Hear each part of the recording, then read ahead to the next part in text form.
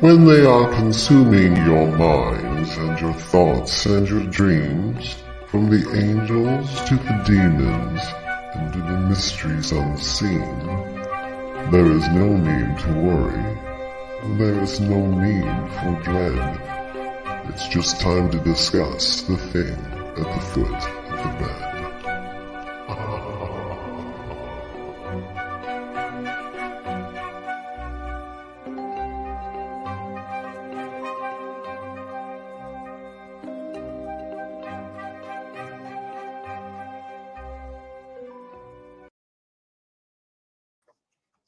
If you're just tuning in, you are listening to United Public Radio Network, also known as UFO Paranormal Radio Network, on 105.3 out of New Orleans, Louisiana, as well as streaming to practically every country in the world here. I'm your host, one of them, Lorilei Potvin, and my wonderful co-host, David Hanzel. I'll let him talk in just a sec, but I want to welcome you all here. We are both psychic mediums, have both been near-death experiencers, and we're going to talk about some interesting things today. One thing I do want to throw in there, though, stay tuned, because as we do, this is our new thing we're doing, the unpredictable, predictable reading. So sometime during this 2-hour period, we will be picking a live person to do a reading for. Also, if you're listening and you want to participate in the communication here, please head over to UFO Paranormal Radio Network, either the page on Facebook or the YouTube channel. We'll see your comments because we love when you guys ask questions and make you guys part of the show. Hey, Jane, I know that Carrie's there. Hey, Dave, go ahead. I'll quit yapping. Tell people all about you or what you want to say. I'm Dave. I'm Dave. Ta-da! I'm known as a spiritual medium, I guess, which is just, they're all just labels we have. I like to connect to spirit and to let you guys know, me and Laura Lee both, I know me before I come on, I connect. So that way they can help me answer questions, because sometimes I'm stupid and they're smart. So should we tell them the funny story that happened? Because we had tell them. Oh yeah, you guys. Yeah, tell them. Okay, so Dave calls me and I'm going, Dave, can I call you back? I'm just posting the banner everywhere. He didn't get the message and he called me back, which was good, except we had a really bad connection. And this is getting into the topic we're going to be talking about today. This is how connected Dave and I are. So I animate the banner, first of all, and I realized it had premiere last week because that was our first show. So to redo it, right? This is our second show. I'm redoing it, going, what am I going to put in the middle? I think I'll stick some aliens. Anyways, Dave calls me with this bad connection. He goes, I have this idea. We were muddling around some ideas last night, right? Because there's so much to talk about. And he says, what I think I hear him say is, I have these goats around me. And I'm thinking, where's he going to go with goats? So he keeps talking, yeah. And this is getting stranger and stranger till I realize he is talking about ghosts. Right, yes. Dave? Yes, just thought I was talking about goats. Like we're going to go goat hunting. See if we can go to that old dilapidated house and find some goats. No, but I told you what I kind of thought, because I know that they do use goats to symbolize sort of darker type magic and the darker side of the paranormal and stuff. And I thought, where's Dave going with this? And meanwhile, he was talking about ghosts.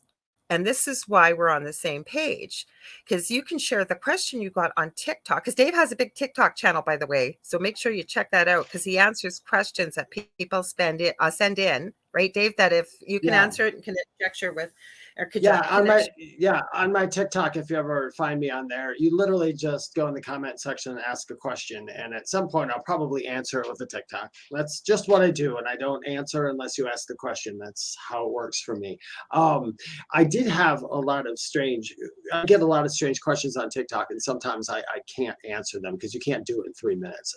But the question you got that you brought up that I thought concerned goats. Yeah, with goats. I thought it was goats, but it was ghosts. Remember? Yeah. Then somebody was asking me about ghosts, and it was, the question had to do something about this was a while back, about aliens do aliens Why or don't other we see beings? alien ghosts? Yeah, Now I got ghosts ghosts. on the brain. Yeah, Ghosts. yeah. Are there alien ghosts? And that, so I had started for a couple days now. I've been asking the question over and over, of course, in my head, and I've been mulling with it. And I was trying to go back to what do I possibly know about this? And I was doing a meditation, and when I had asked, what about the alien ghosts? And they said, you already see them. And I thought, well, okay, that doesn't make sense. But You mean then it spirit. did You start. were connecting to Yeah, spirit. Yeah. it's spirit. It wasn't what it is far. So the question would be, do aliens have ghosts? And do they have people who don't cross all the way over? And if they don't, can we see them from our side? And I have my theory. I guess we could discuss it. I'll start, and then you go ahead and jump in anytime, Lorilei. I have a story So, to share that goes in oh yeah, conjunction. I didn't even tell you. I'm going to tell you on the show. I think I might have okay. mentioned it on my other show. I forgot to mention, I should add that quickly. I'm the host of the Angel Rock on Monday nights. This story actually concerns my guest that's going to be on Monday night, Katrina Cooper. But go ahead, Dave. Start off there. Oh yeah, because In a that's minute. more funniness within that one too. But Excuse me. from when I went through, and I wholeheartedly believe in ETs, of course. I mean, you'd have to, for someone like us, it'd have to be stupid because we're just not too. Am I bunched out here? There we go. You can see me again. So they are here, but the thing is, I asked, do aliens have paranormal like we do? And the thing I got from a large part of them do not. Here's the reason why. When we talk about ETs being intelligent, it's not intelligence just like thoughts, words, and science and all that. They're spiritually intelligent, so they come into their existences with the unseen already there. So I know that in one world I talked to a long time ago, you could, like, on their world, as I looked around, you've seen things that looked like spirits walking around, and basically they were inhabited. They were also on that planet, but they don't fully come into physicality. They stay between both worlds. They don't call them ghosts though. But and a lot of times I think here, some of the ghosts that we see, or some of the things that we see, are extraterrestrial in nature. I don't That's think where I'm that going to they're jump in. all. I'm going to Yeah, jump go in as ahead. soon as you're done there. But go ahead, finish your thought, Dave. No, Sorry. that's where yeah, no, that's fine, because with their extraterrestrial nature, and I think a lot of us confuse that for some of the negative things that are seen on paranormal investigations, because not every paranormal investigation has negative things. I mean, a No. lot of them do. I've saw them, and but not always. But sometimes they're put off as demons are scary things, and that's not what it was. It was something Yeah, but totally that's a different. different Now, show because demons yeah, aren't that common. No, I'm yeah, going to start off why I have something to add with this with Katrina Cooper. But the thing is, I'll start with the dream I had many years ago. This entity that was negative from our previously haunted house. I've mentioned it. I'll throw it in here again. We're on Paranormal Survivor on the Travel Channel, season 4, episode 9. It's called Demonic Hauntings. This thing told me its name, spelt it for me, gave me its animal name. But the thing is, I couldn't find anything on it till about 10 years later. Everything I'd been told in the dream was sitting on a page right in front of me for something I was doing research for somebody else. Okay. I'm still not convinced that necessarily this thing was necessarily demonic. But many years ago, while I was still living in the house and I wasn't quite aware of my gifts that I am now, and I was looking for answers. And Katrina was doing some readings, as she does, and I booked a reading with her. It was before Christmas. I think it was about 7 or 8 years. It might even been more. And I know, if you guys know who Katrina Cooper is, and I know some of the people in the chat will know her, she's pretty gifted. Just like she can connect, she can see. She gave me lottery numbers, kind of like I always say, if Dave gave me lottery numbers, I would run out and buy the ticket. That doesn't happen with spirit. Again, that's a different show. But my yeah, point is, she started talking about that she was hearing this very strange language. She described it something like you would hear off of Star Trek. And she said it sounded like this clicking. And she said she wished I could hear it. And I'm thinking, okay, this is kind of weird. I've never heard her mention stuff like this. And then she proceeded, I still have the recording. She proceeded to tell me that there was something alien, like this was AT and alien, and buried beneath my property. She said over 10,000 years ago, there was some kind of crystal. Now, I'm really shortening. There was much more information, but my point is, I thanked her very much. I was very grateful to have had the reading, but I literally got off the phone and went, has that girl gone and lost her damn mind? Like, I've never heard her talk about this kind of stuff. And then I stopped. And I know it was spirit. I didn't know it at the time, was saying, think about this. Like nobody's 100% infallible with readings. We always say, Dave and I, if someone tells you that, run, because we're human. We make mistakes too. But I thought, maybe there's something more to this. And this is when I started really looking into ET and alien. So was this ET?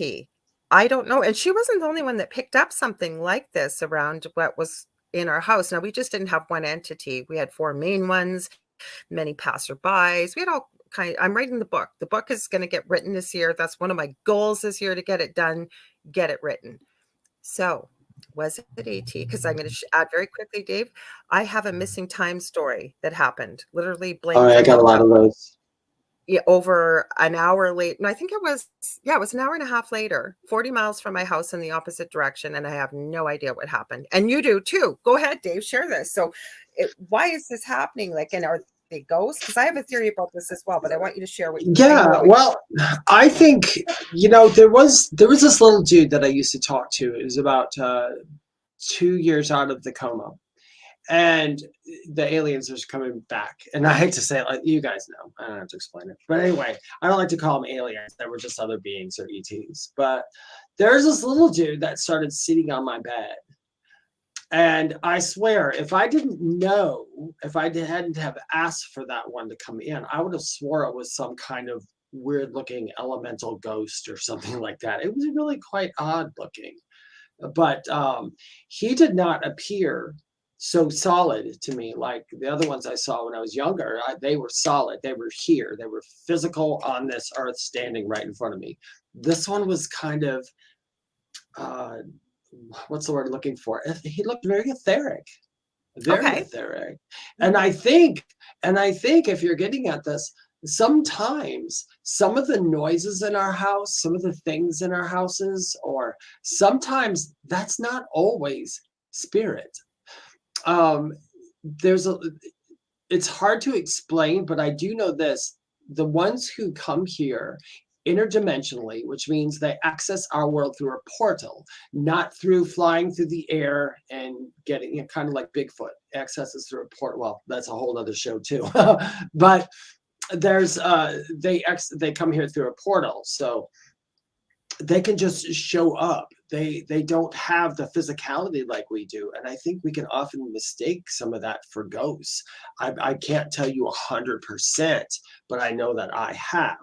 I've had stuff in my house before that made noises. I'm like, that is not a spirit. And my guides, usually if there's something in my house, which is quite a bit, they always tell me, usually, hey, you don't have to worry about that. It's this, that. Or I start to say hi and I start communication all the time. I always start communication. I don't care if they're good, bad, ugly, whatever it is. It's like, if you're in my house, I need to know who the hell you are and why you're here.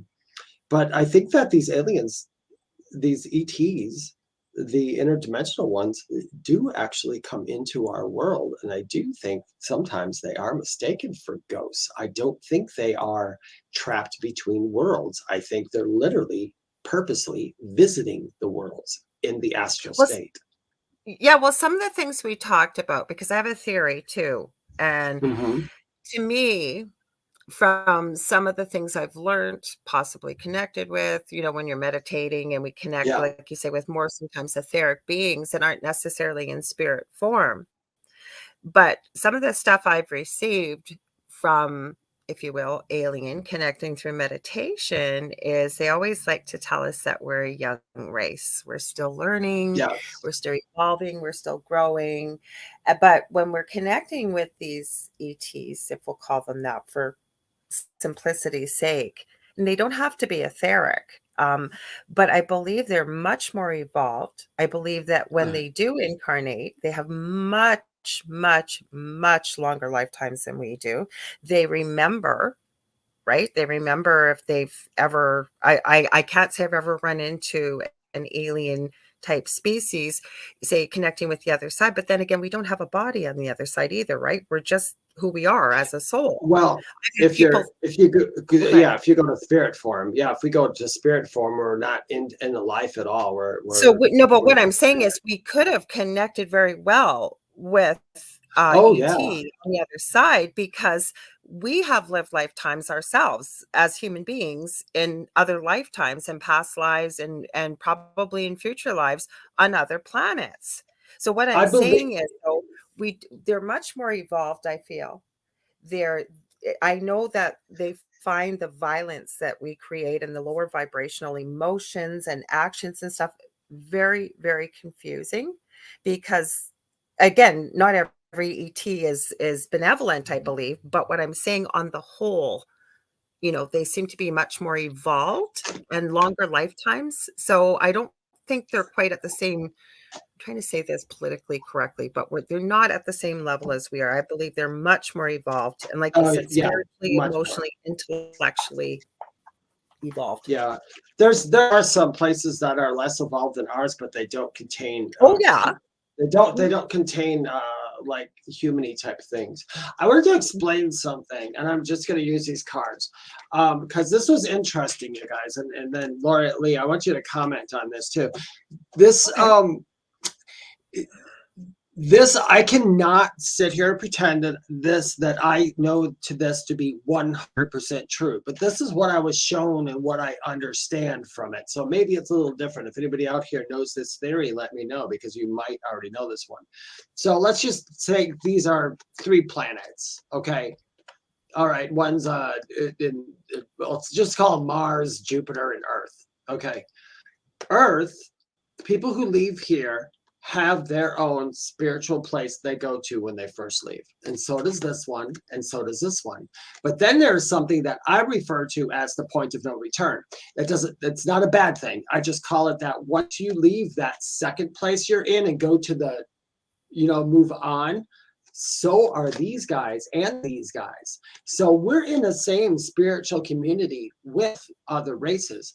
That, I believe, is why and how we can transfer from here and live on another planet as well, as, like, let's call it reptilian. Okay, so let's just say that I'm here, but I go over to the etheric world, or what we refer to as heaven and all that. But that's boring to me, because I don't need that. I'm past that. And so I move on and level up from there, where it's not even a world like this anymore. It's more crazy, beautiful sky and everything else. I might get a chance to reincarnate again on a reptilian planet, maybe, because maybe the lesson that I want to learn, or the knowledge that I want to gain, I can't find it on Earth. So I will go into that and have that experience. And then I'll also have the experience of going to their spiritual realm as well, just like ours. Instead of, they might not have a heaven, theirs might not be set up like heaven. And a lot of people, heaven is a world that looks a lot like ours. So I'm wondering, that's how it was explained to me. It's not quite that cut and dry, but it's really quite interesting and something to think about. What do you think, Lorilei?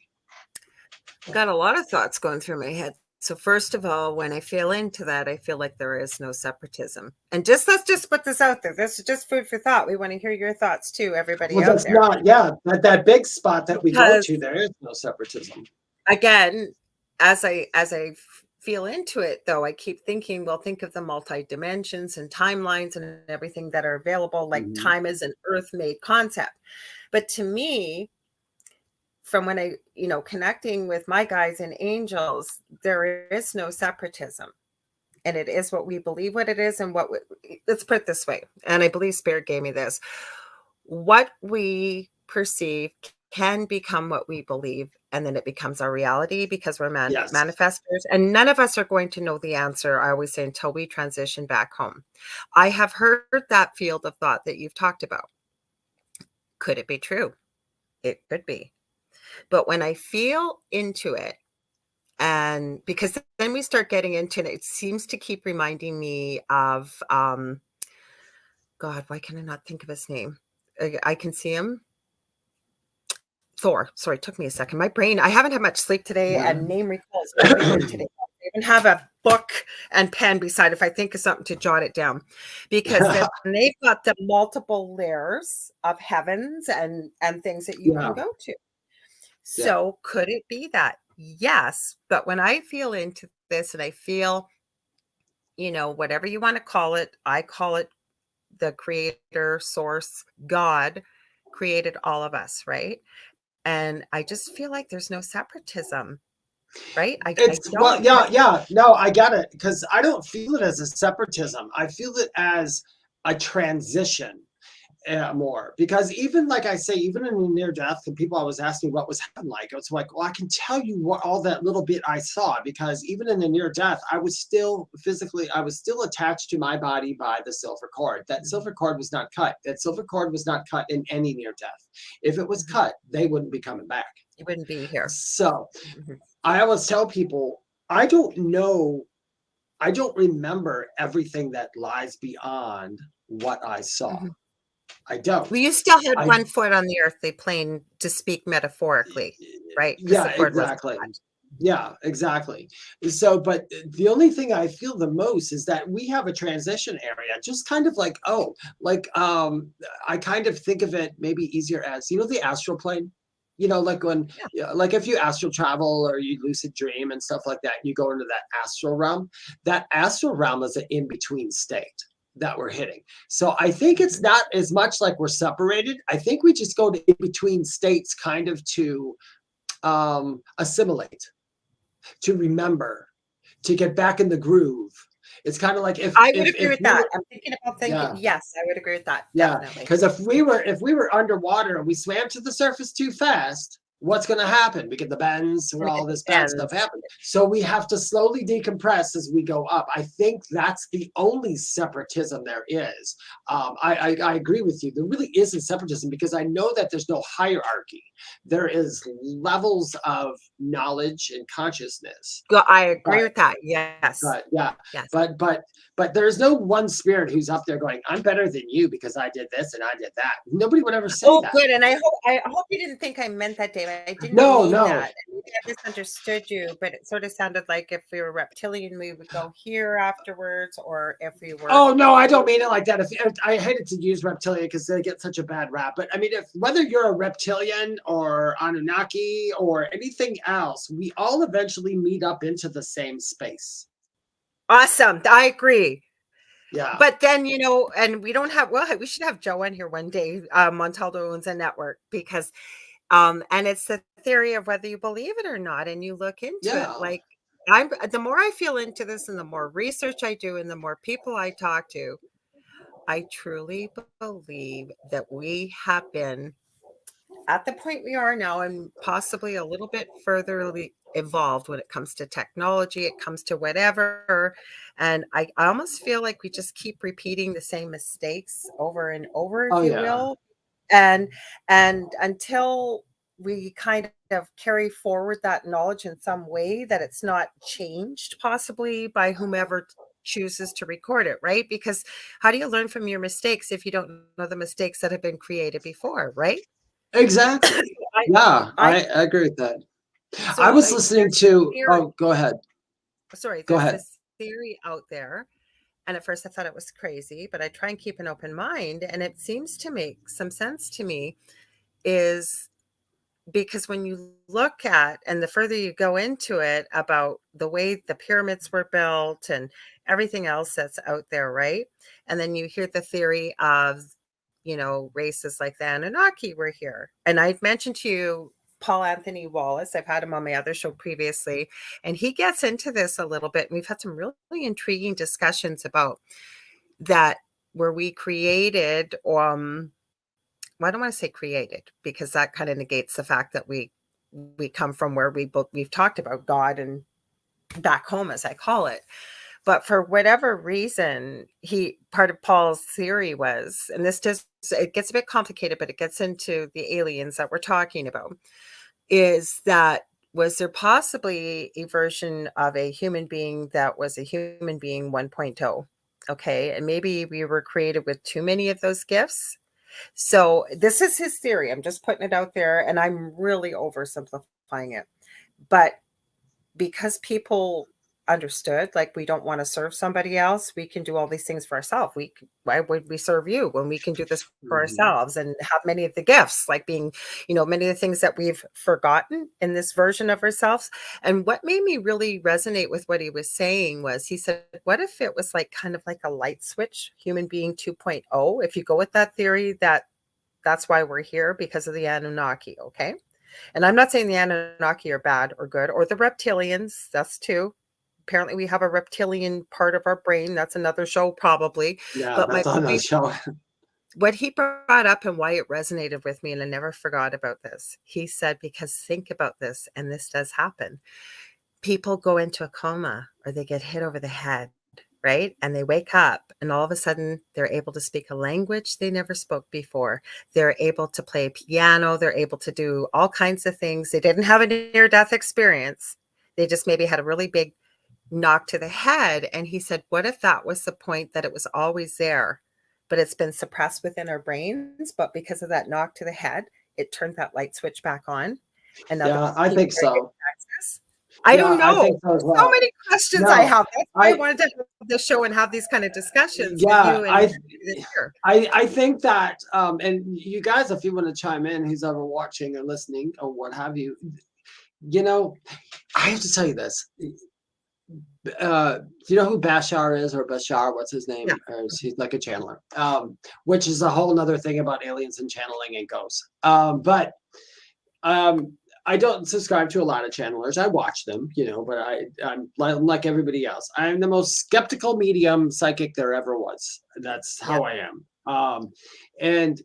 But he said something one time that I knew, and I could never explain it. And the way he said it, I'm like, that was freaking genius. But it is, a lot of people, when they ask like why we're here, it's aliens that are in their places for a different reason than we are. We're different. We're here to learn about ourselves and see ourselves from a different point of view. So that's why we come here. We forget everything, and then we have to remember who we are, and then we see it from a different point of view. I'm seeing who I am over there as David right now, where maybe 500 years ago I seen them, Larry, or Christina, in a castle. I knew that self is a different perspective.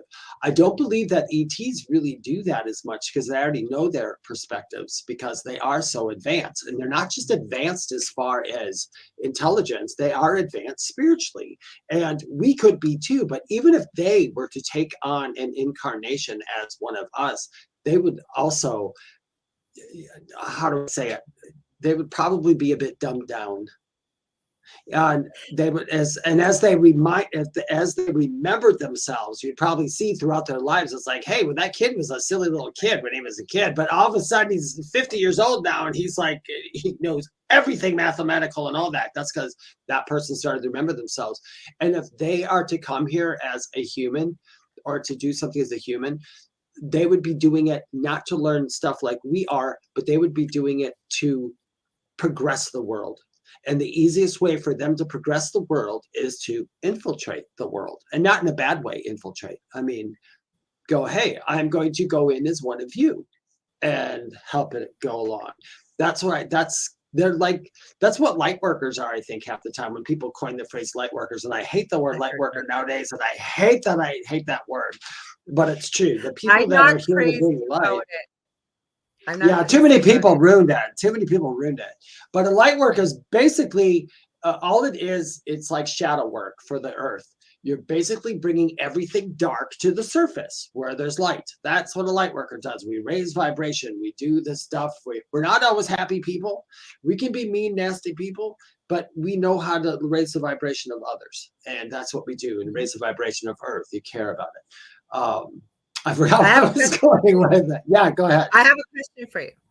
Okay, so while you're talking about this down. So if we believe, which I do, I've seen some interesting video on this. Now, again, could it have been fake from way back when? Possibly. But so say we believe that aliens have crashed on Earth here in ships. We've seen it. We've heard it. I've seen video of it right back even to Roswell. Okay.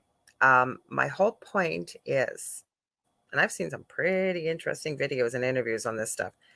So those aliens passed away, right? From what we could see, they were no longer living. The body started to deteriorate, what have you. So what happens? What if we have more aliens that are here that actually maybe cross or pass and end up in spirit form here? Oh, I wholeheartedly believe they're here already. Okay, so we agree on that. But the ones that pass away in this realm, for example, because say they forget who they are, like maybe they have a head injury, you should remember who you are in spirit. I agree. Yeah. But where I'm going with this, like maybe what if they're trapped here? Maybe that is some of what we're seeing. I'm just putting it out there. Oh, could they get trapped in the karmic wheel, you mean? And have to keep coming back like that? Yeah, like here and not be able to leave. And this could be some of the things we're going back to our original question now. Could aliens, you know what? I don't see why it's not a Debbie. possibility. I can't explain it, but I don't see why it's not. Hi, Debbie. I don't understand. I can't say that it's not, and I can't say that it is, but I know where you're going have with weird that. questions that go through my mind. And as you were talking, I'm going, what if that actually happened? And then who knows? Maybe that's why we're having some of these experiences, being abducted. You know what? Maybe we're the connector. Maybe we're the connector to. Well, that I know. Somebody had asked that question, and that part I know. If you are, if there people are abducted, that was contractual. It's always contractual. Oh no, I agree. I'm just saying, that has nothing to do with why. But what I'm saying, who knows? Maybe if they are in spirit form and they're here, right? Aliens. Yeah. Maybe they're part of that portal for us to help connect. Okay. I get you. So, okay. So the ones who passed away who were here, which by the way, I wholeheartedly believe they were here. I don't know. I don't believe all the films I watched, but I believe that they're here. You get where I'm going with this? So it's not because if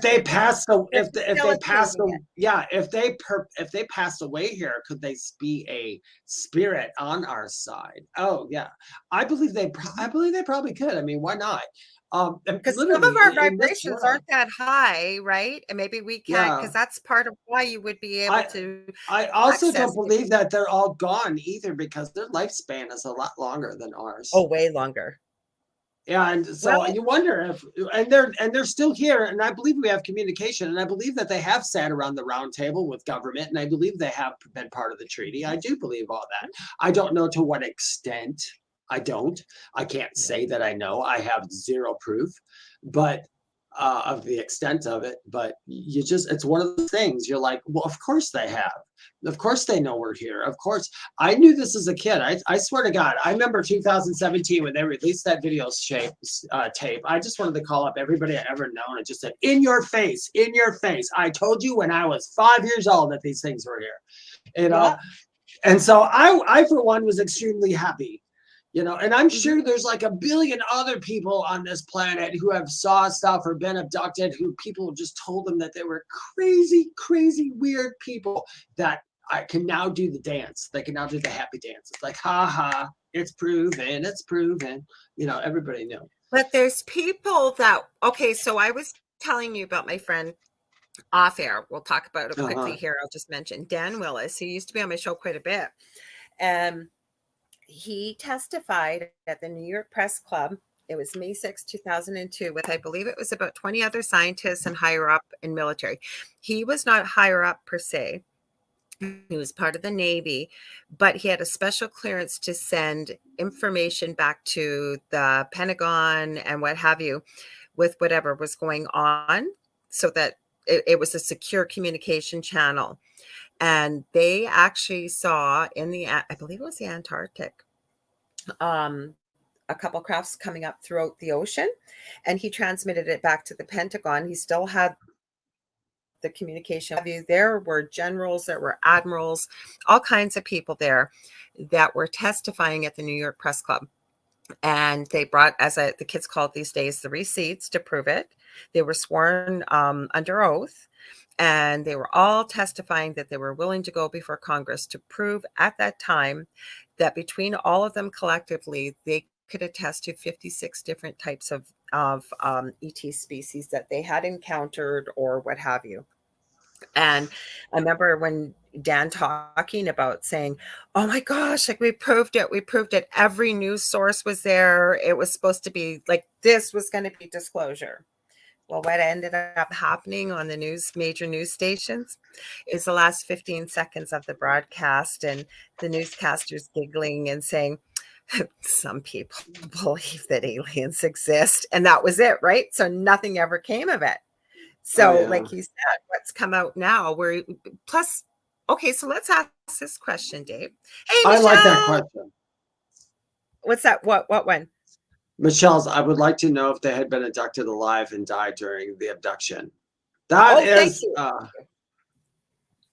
okay. I would like to know if you have been abducted alive, then you pass away, they could tell you for spirit what happened. That's a really good question. And I can't say I have that exact experience, but I have thought about that because there have been people who have been abducted from here and haven't come back. I don't know where they are. I don't think they were maliciously killed or anything. They might have just died, passed away, or something happened, or they just never, maybe they went to go live there. Who knows?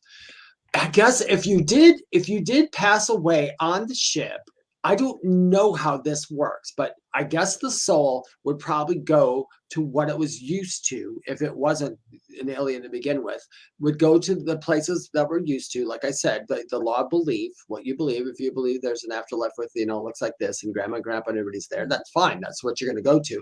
So if they go to that, and then I talk to one of their relatives, and they want to talk to this person who died, and I contact them, I don't know how he could get it to me. I mean, I guess he could. I mean, it could be said, but a lot of people, when they tell me how they passed, it's funny how they give me the disease. They literally give me some of the physical stuff of the disease. That's how I know. And I can't always pinpoint the disease. I get certain symbols for certain ways of death. So I don't know if there's a symbol for that, or if I'm going to have to. That's a really freaking kick butt question. It's an amazing. I'm going to research that a lot, because I have to research. I don't know how to validate it, but I'll figure it out. I always do.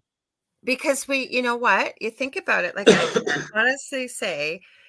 And people, the biggest shock for me, and I've said it before in my other podcasts, but since this is only our second show, for me, the biggest shock when my real mediumship gifts, I started connecting to it and realizing that, this is something that was opening up. I'm so clairaudient that I hear spirit all the time. So the shock for me, and I thought all mediums heard from spirit, like you were having a communication. Well, it's like and I speak 3 languages. For me, what spirit gave me so I could understand it, I think it's like going to a bunch of different countries, because sometimes they speak, sometimes they'll give you symbols, sometimes it's a feeling, sometimes I can see them. Sometimes it's just sort of hazy. Sometimes it's a color, could be a smell, could be a taste. Mm-hmm. Sometimes it's all intermingled and they switch between all of them. So that's what I get. I'm telling you that. So that was a shock for me, because I remember very quickly, the first person we had come clear our house years ago, or try to clear it. And she had said to me, and she was pretty good at what she did, but she was very honest, and I appreciate honesty, as I'm sure most people do. And she said, I'm really having a difficult time with hearing. So and I didn't quite understand what she was talking about. She did explain a bit. She said, my mom is helping me from the other side with this. Her mom had just passed 6 months before, very unexpectedly. So I as I've grown in this gift and met more people and with through study and practice and what have you, and I'm going to stop because Dave's going to add a bunch. I know he is. No, go ahead. I'm listening. It was a major shock for me. So I'm still figuring it out. I will tell you though, it's freaky. I had one reading one time. Somebody won a reading on a show I was on, and I woke up. It was a Saturday morning, and it was an older lady, and I could tell she wasn't creepy. I could see her, and I asked her who she was. And I couldn't necessarily see her, but I could feel from what she was sending that it was something like a mother or grandmotherly love. And the message she gave me, I did hear it very loud and clear. I had no clue what it meant. And when I gave it to the person I was doing the reading for, they didn't either. This is one of the coolest readings I've ever had. By the end of it, he had been very ill with something very strange that rarely ever happens medically. Like it's so rare. It all connected in the end, all of it. And it was his family. Yeah. I think it all does. As far as like the hearing and all that, I'm the same way. When I was younger, a lot of things would come in and thought, and that was my main thing. And then they changed it. Now it's like everything. It's everything. The way they do it. Like you, I'll be sitting there, the next thing I know, they're talking it. They're giving me feelings. Yeah, I get that all the time. I always tell them, my preferred mode of interpretation is for you just to freaking say it. But how they do for me, nice, yeah, it would be. I tell people when I do like events where like there's a lot of people, I can't sit here and listen to every other one, so I just kind of move out of the way, and then it's almost like people stand behind you and come forward, and it's like their face over prints on your face, and you just kind of pick up that personality and just start doing it. That's the easiest. But what I'm going to get at though, kind of those questions, when I've talked to angels and had validated the information. I've talked to people, of course, and it's been validated. That's the only reason I do what I do, because it's been validated. Pets, and I've talked to aliens, and that's been validated. Some of the stuff they told me. I will say, every one of them communicates the same exact way with me. I think the only difference is the angels I hear, a lot of times they come in with voice. A lot of times people come in with voice with me. Animals come in with pictures. Aliens come in with, it's almost like if you could see a picture and feel that picture like you were actually in the picture. That's how clear the thought is. So it's total telepathy with them. Yeah, definitely telepathy. So for sure. yeah, it's total telepathy. And you know what's really funny? People of Earth who are watching this, you know how to do telepathy. Figure it out. Learn, and if you did, you'd be having all kinds of conversations. They know that we can do it. You get thoughts in your head all day long that are not yours. And they're never evil. Don't worry about that. Normally they're not evil. Unless you're doing something, that's a whole nother show. But for the most part, I have never had an alien interrupt me and say something negative at all. I will say this, the ones that I talked to when I was younger had a very their energy is different. Their energy is just different than ours. It's different from angels. It's different from people.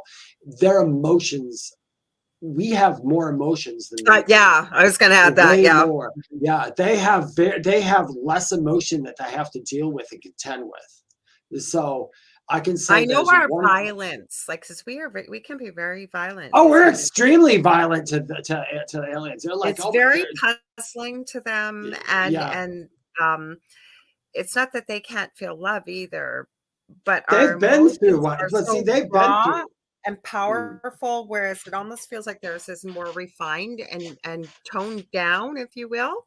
That's what I picked up. Sometimes I wonder if alien races were human races at some time and came here I'm so many glad you times. brought that up. I've been trying to bring that up. Yeah, and they came here so many times that it's like, I just can't go there anymore because I'm just going to learn squat. I need to go here, and then we become something different. I think that is a 98% possibility. Okay, so I'm going to share this, Dave. I'm going to share this, and then I'm going to get to Michelle's comment because I think that's cool. Something else we can discuss. But I interviewed somebody by the name of Frank Jacob He's been on the Inspired channel quite a bit. He has been talking about the Guardians of the Looking Glass and all kinds of things. Anyways, he has this webinar out there. It's a paid webinar, and it's called A Tale of Two Timelines. And he talks about connecting with the grays and all kinds of stuff. It's about an 8 or 9 hour webinar, but they're called J-rods, and there's another name, and he gets into all of this. But the one thing that there was a lot of things that stuck with me about this. And at the end, and I'm not giving it away, but he basically presents the two different timelines and how we as human beings, being as incredible and powerful as we are, how we can manifest the timeline that we want to see.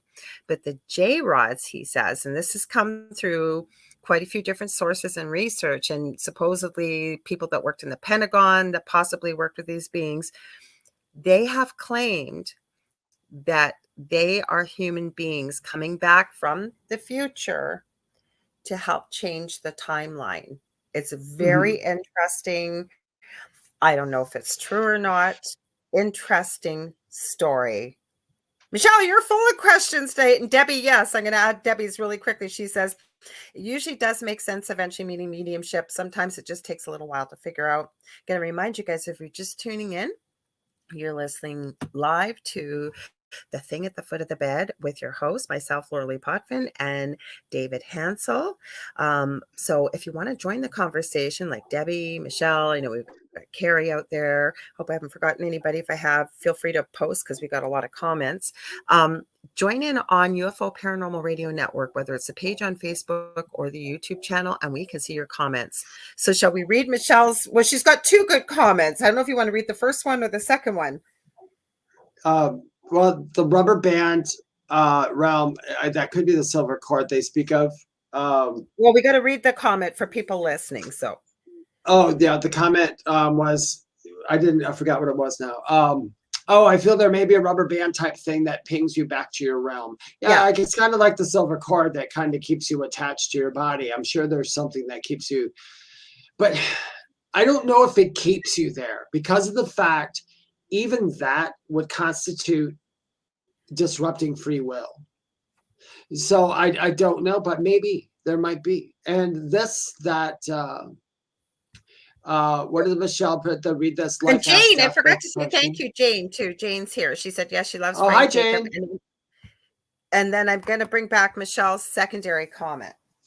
So yeah, read that. Yeah, I've heard this before. Life asked Death, why do people love me and hate you? And Death replied, because you're a beautiful lie and I'm a painful truth. Thought that was interesting. It is interesting. And that's why people like me and Lorilei and everything are trying to change that, because that's actually, it's as beautiful it is. It's very, very sad.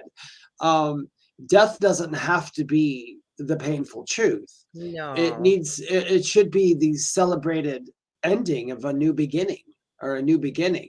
I know that, but it's hard. I mean, even me, I'm not going to lie to anybody. As a human being here, when I lose animals or I lose people I love, don't think that I don't get sad, even though I know that they're fine.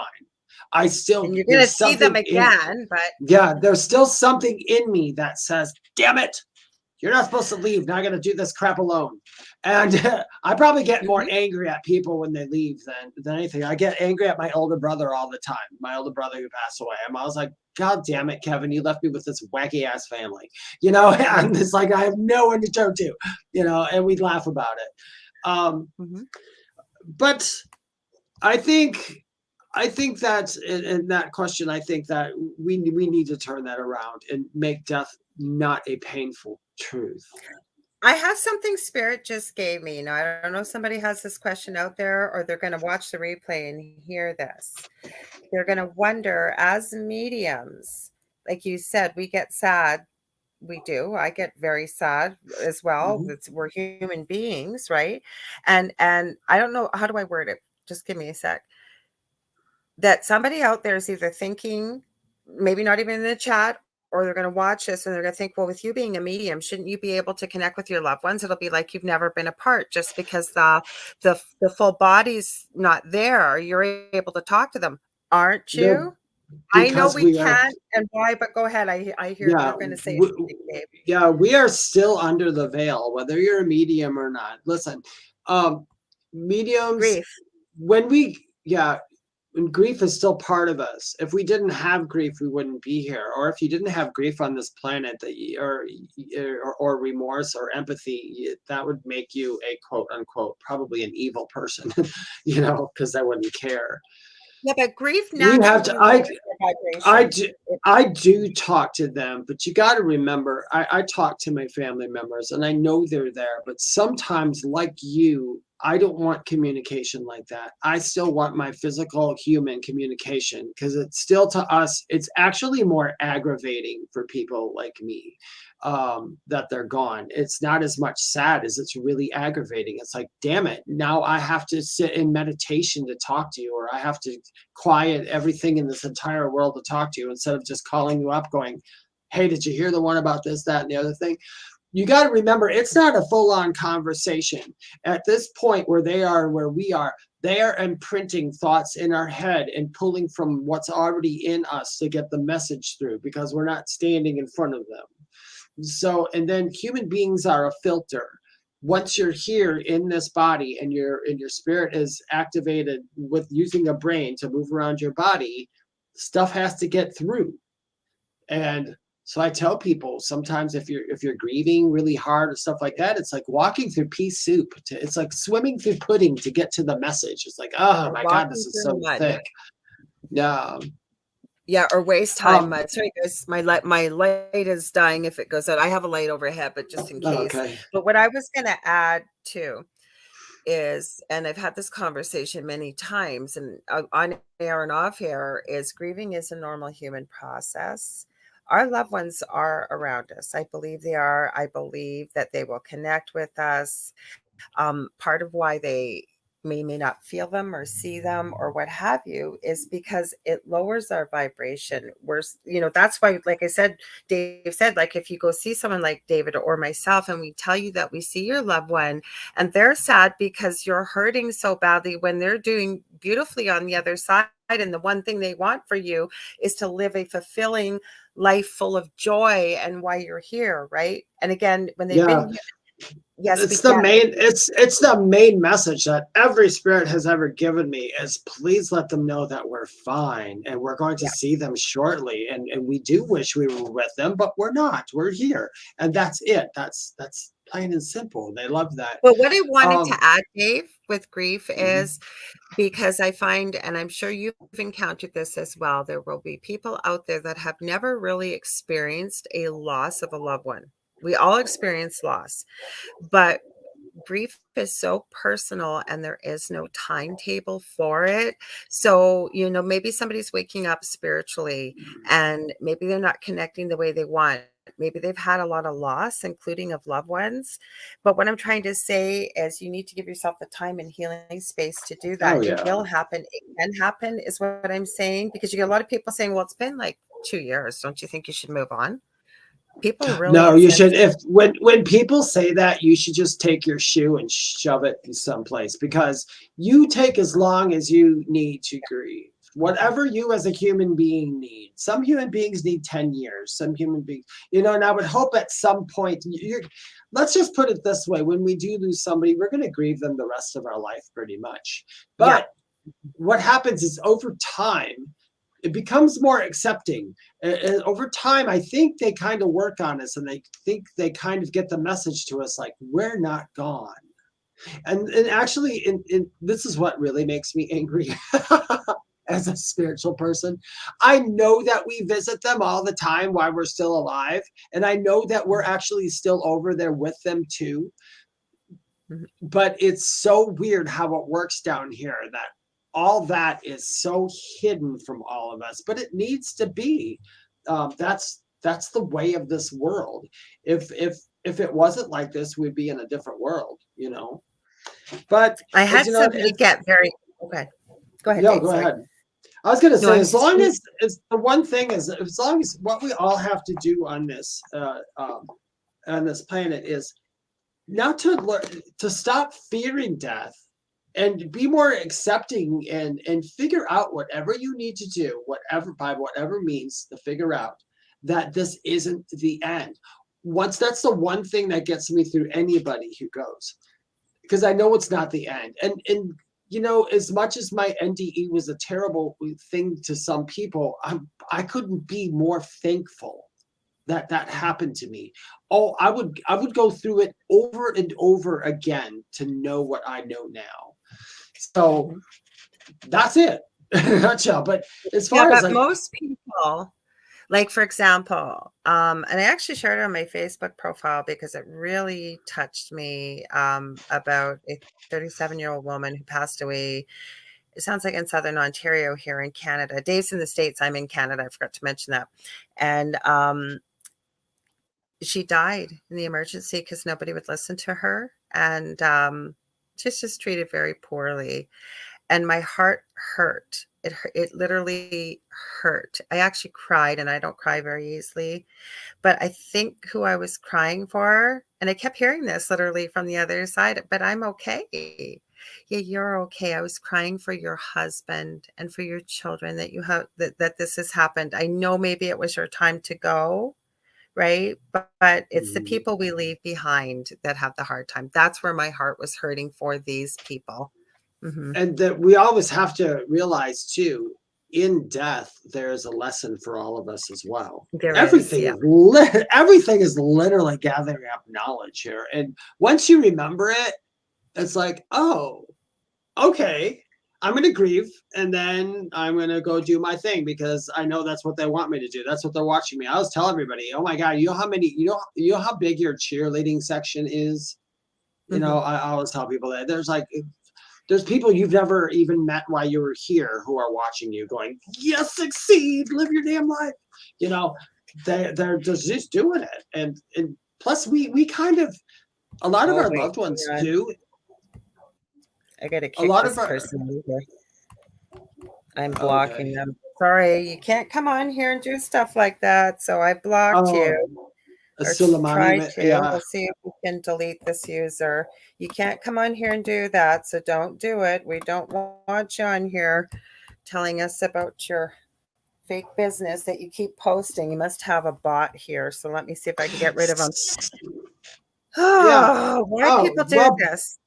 Hey, I'm to anybody watching right now, here and there, right now.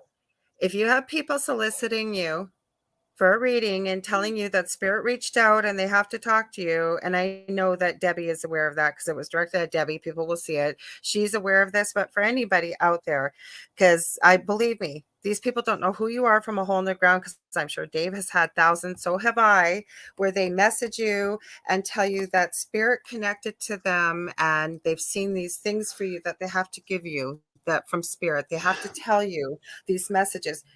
People that are doing this, that's not true, that are working with spirit, are never going to do something like that. I'm sorry, but you wouldn't. I can tell you, as a medium, this happens to me on TikTok all the time. People write to me, they're like, are you following me? And because somebody will take my account, my name, add a zeros to it or something, and they go on there and they message people and say, hey, I saw something in your vibe and you can use a reading. If you want, you can contact me. I tell people I have never solicited a reading in my entire freaking life. I don't tell people they need a reading. It's like, no, if you want a reading, this is my website, go. You don't ask people.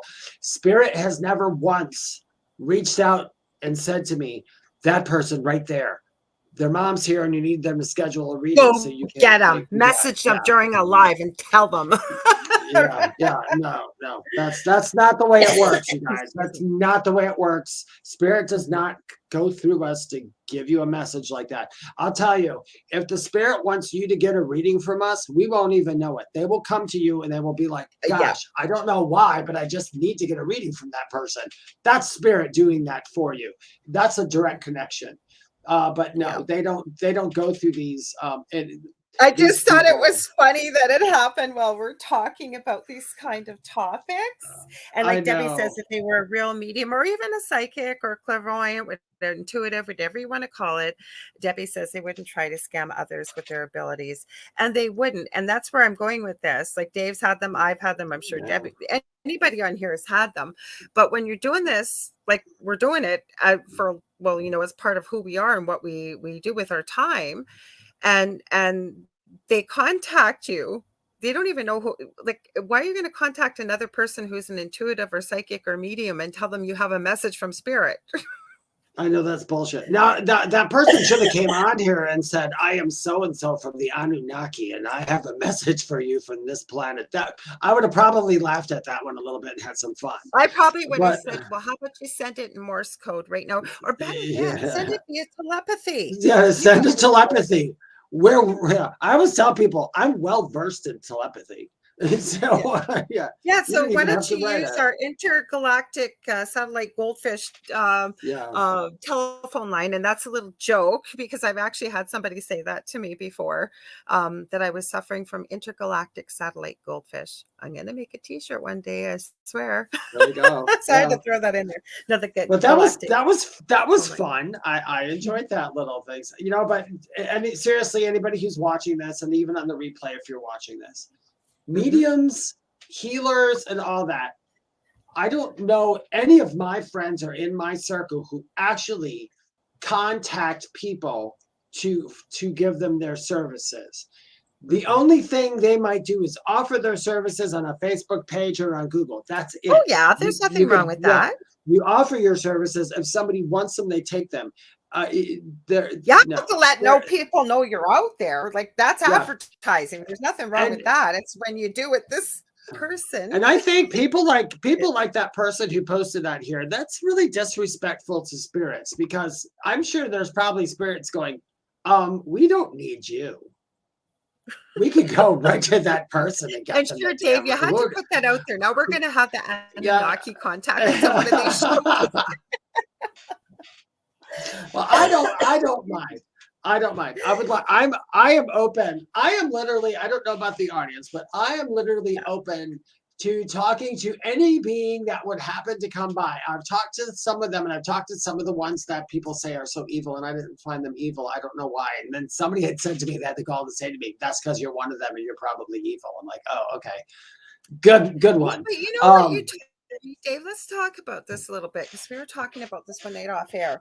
And I don't think we talked about it on the show last week when you went to the asylum, and it was basically like the game of telephone. Maybe you did talk about it a little bit, but you've told me many different stories because you've done more investigation than I have, because I don't usually travel too far from where I live, and it's not an overly enormous city. But you've connected with many spirits. You're not the first person that's told me this with paranormal investigations, who are in there, I think, for the right reasons. But, there's this story about this evil spirit. And when they've been treated with respect, just like you would with any other human being in front of you, if they've been a human being in this lifetime, and for whatever reason, they're staying on this plane, and you can connect with them and find out what their true story is. I'll stop talking. Go ahead. Oh, no.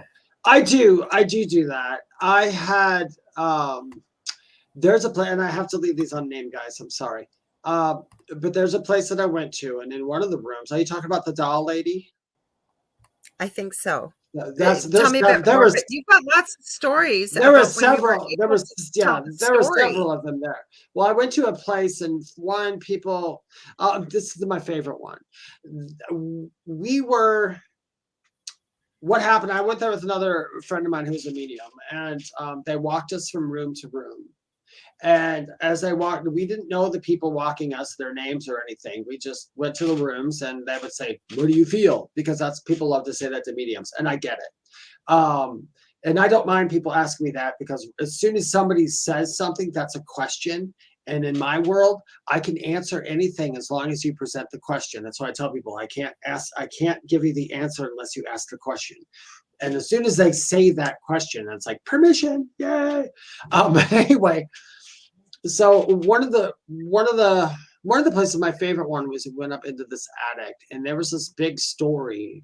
There's a couple of them. I don't know if I told you this one or not. There was a story about all of these men who would go up in that attic, and they pretty much held court. This was like a long time ago. They would hold court up there for like the city, whatever. They were like I guess, equivalent to our governors and all this other stuff. And they said how they would hang people up there. They held trials up there and all this other stuff. Okay. Now, did they hold trials up there? Yes. Were some people hanged up there? Yes, there were. I didn't contact. You know, the funny thing is, none of those spirits came forward. The ones who were hung, it's like they didn't have a problem. So that was the thing. But anyway, people talked about how bad these men were and that they were doing these awful things. And so I walk up there and I walked up towards the spot where they said that these people were. And I just, in my head, this is how I start a conversation. Hi, I'm David. Can hear you. So you have anything to say for these people, whatever. It's pretty much what I put out there. And right away, they said, we would like to speak to Martin. And I said, okay. So I didn't know what that meant. So I turned around and I looked at everybody and I said, is somebody named Martin here? And the guy's like, the tour guide, he was a tour. He happened to be the tour guide of this place. And he's like, Yeah. I'm Martin. I'm like, okay, hold on. Do you want the message or not? I have to ask. So he's like, yeah. So I went in, I went back to them and what would you like to know? They wanted me pretty much to tell him some of the stuff he was saying was incorrect.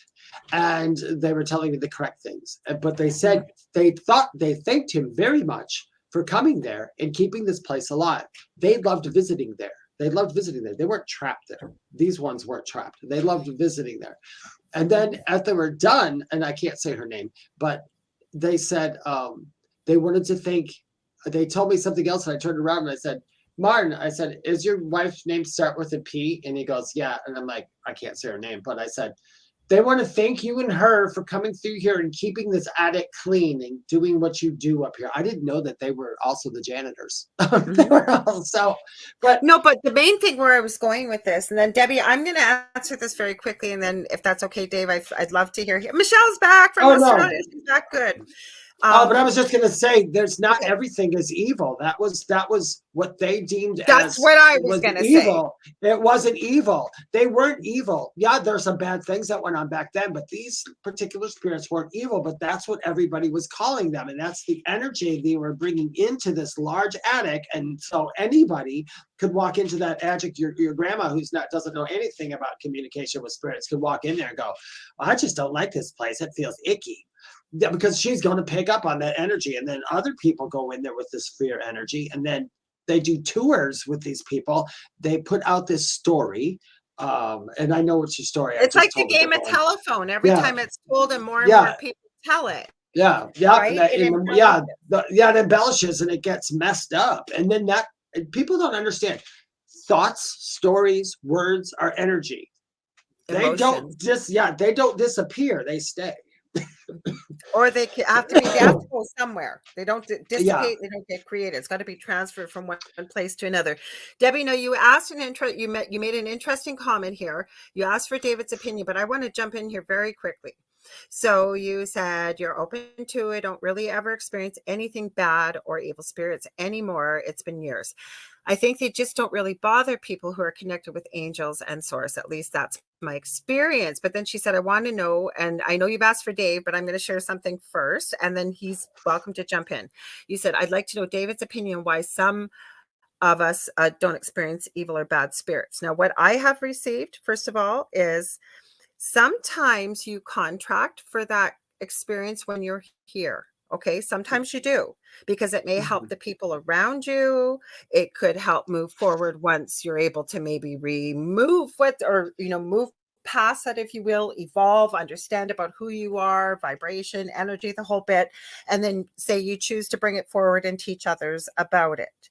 Okay, we have things, I believe some people have gatekeepers. You may believe that, because I've met many, again, we're going to use that word, light worker, because people understand it, that have never had a negative experience or seen anything like that. I have had many conversations, not on air, but off air, asking them, why do they think that is, or what do they feel it is? And some that are very connected to the other side and their guides, and literally just kind of like how you shared the message with Martin and his wife named P, we'll call her. And what they've been told was that their gatekeeper, it serves no purpose for them. Nothing for their highest good or in love or anything. Obviously, there's nothing contracted. There's no need for them to experience that. Go ahead, Dave. I can hear you. Go ahead. No, No, I agree with Lorilei on that. That one I do know that some people aren't here for. Think of it like Westworld or Future World. Remember that old movie where you tailored your adventure to what you wanted? It's basically the same thing. They There's do many exist, reasons why but people experience negativity. I'm talking about yeah, people within the light worker if field. I want to add that. Mhm. it's also the law. It also does follow the universal law, and it follows the law of action, the Mhm. law of attraction. If you are a negative person going Thank on you. a ghost hunt to see negative things, the law of attraction is going to bring you whatever it can find to be negative for you, which is actually a nice thing that the universe is doing. It's like, oh yeah, you want negative, no problem. Here you go, and boom, There you boom, go. boom. Now, if you ask me why I don't get bothered by any of that. I'm going to be honest with you. I do know that things, the opposite of everything, exists. So I do know that there is evil things. And yes, evil things exist in some form, but I, I, I don't I don't look at it as that, because actually, if you look at like all that is, was, and ever will be, source is all those things. Source isn't Oh, just it's source. There has to be balance. Evil exists to some I think that people. that's what Who Earth is know? about. Balance. I do. I Yeah, think and it's about that's balance. it's basically it. Because maybe there's an Earth where everything's evil. I don't know, and then like good is like the small thing. But Wouldn't that be utopia? Oh, you yeah. said evil. I thought you said Yeah, equal. Sorry, evil. my head's not Maybe working. maybe there's a place where evil people go on ghost hunts to see if they see fun ghosts. Or Oh, we went angels. on this. Yeah, we went on this ghost and we saw this angel. Oh, it's so scary. Because maybe that's what they think. I don't know. I I would Could say be. this.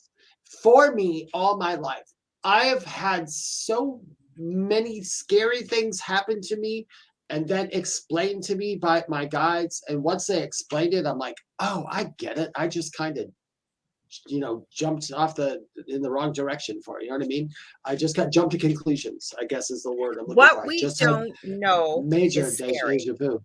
Yeah. And that's another thing too. What you can't see equals fear. Anything with an absence, okay, the opposite of love isn't hate. The opposite of love is fear. Fear. If there is no love, there is fear. When you're going on an investigation, you're not going there, and there's usually ghost hunters and even some mediums aren't going there with any love intent in them at all. They're going in there to, I got to see this thing. I know this guy axed all his family in this house. He's going to come forward and we're going to provoke them and we're going to do all this stupid stuff. Which, by the way, people who provoke ghosts, I can tell you this, the ghosts don't really give a crap. They don't say things back because you provoked them. You're basically just making them angry. You really would attract more flies with honey. Well, like attracts Yeah, like yeah. energy on this planet. And That's like yeah, Michelle, you know what? This is good what she said. I'm just going to add that quick, Dave. She said you need evil to know what good is, yeah. right? Absolutely, you do. I know all about it, people. I play. My playground is the positive place. Okay, Mhm. that's just where I choose to play with the universe, and then the universe knows that's where I like to play. If you The ask other the thing universe I to want play to with you, add, okay, because a lot of people have asked us since we moved, have we had activity? Have we had a few things here and there? And I'm going to share something I haven't even told you.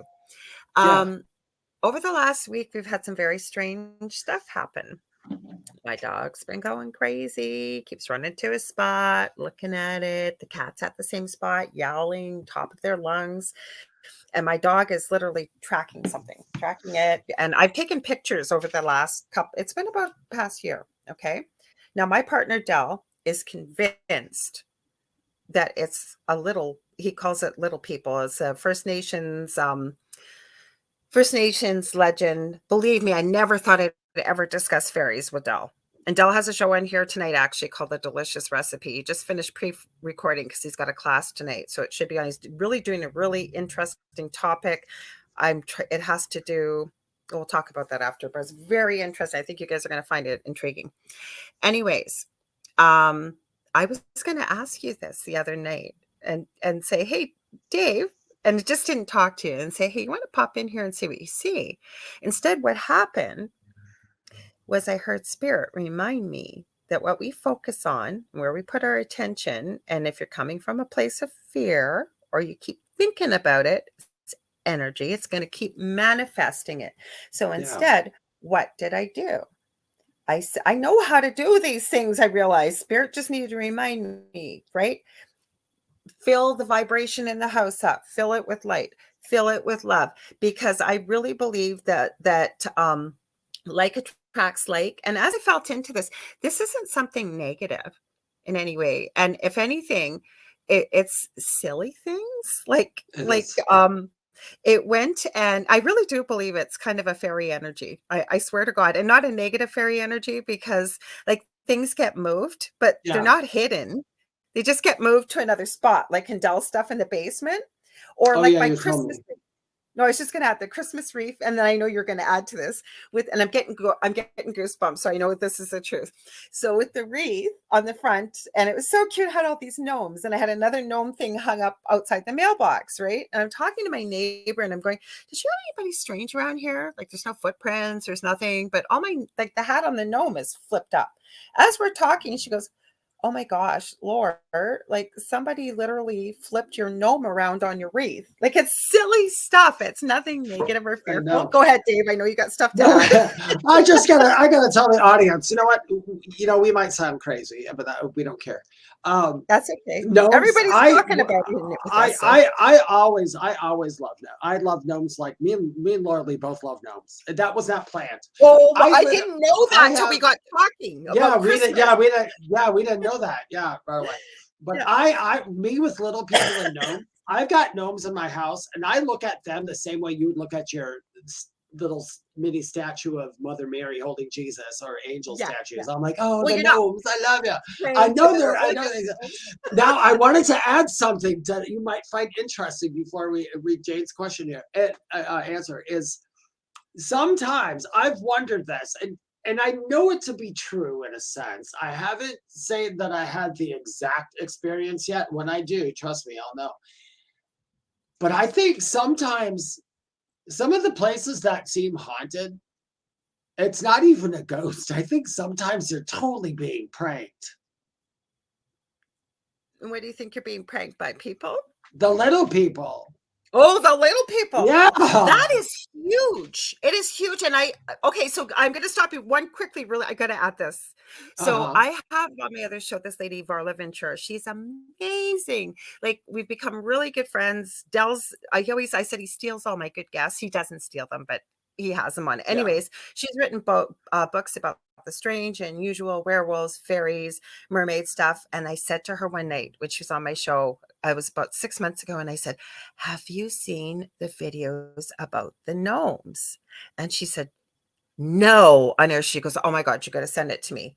Look it up on YouTube, you guys, and see what you think. Like, some of them, yes, they're obviously fake, but some of them, it's like, holy crap. Go ahead, Dave. But like, there's actually a guy on YouTube who does these. They're little people, and he does it so well. You would think he's literally catching things in the forest, and it's not. But that stuff is true. I had thought that because gnomes are actually also interdimensional. So gnomes, that's why some people can't see them, because they're interdimensional. If you're only used to 2D and 3D, you're never going to see them, because that's not where they appear. So if you were to ask them, "I need to see you," they can adjust things for you. But I think I have thought about, sometimes I've gone into people's houses, like around here, who said, "David, can you come check out my house? Is there anything scary here?" And I'll walk in, I'm like, I feel nothing scary.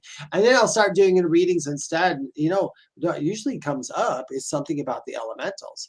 And I didn't plan it that way. It just started coming up. And I've thought lately, I wonder if that's who was in that house. And I don't have, unfortunately, I don't have the best. I know they're there, and I feel them, and they can speak to me directly, but I have the hardest time interpreting for them.